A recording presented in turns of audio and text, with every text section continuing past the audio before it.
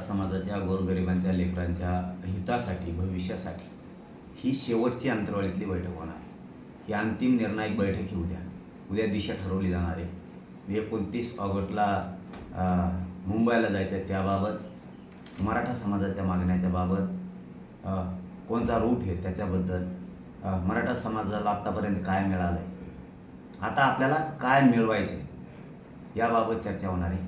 अनेक प्रश्नावरती जिथं घराघरातला सगळा मराठा प्रत्यक्ष येणार आहे. आणि मराठा समाजालाही माझं आव्हान आहे, व्हॉट्सअपवरती, फेसबुकवरती, सोशल मीडियावरती घरी बसून बघण्यापेक्षा आपण सगळ्यांनी उद्या 12 वाजता अंतर्वालीत या.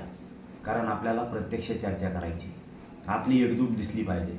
घरी बसून आपली एकजूट दिसत नाही आहे. आपल्या लेकराबाळाचा आयुष्याचा प्रश्न जर मार्गी लावायचा असला तर आपण महिन्याला, 4 महिन्याला, 6 महिन्याला, वर्षाला कायमस्वरूपी सगळे कामं बाजूला ठेवून एकत्र आलं पाहिजे. आणि सगळ्यांना विनंती, अंतर्वालीतली शेवटची बैठक आहे, त्यामुळं सगळ्या महाराष्ट्रातल्या कानाकोपऱ्यातल्या मराठ्यांनी यावं. इथं आल्याच्या नंतर तुम्हाला प्रत्यक्ष सगळ्या गोष्टी सांगितल्या जातील.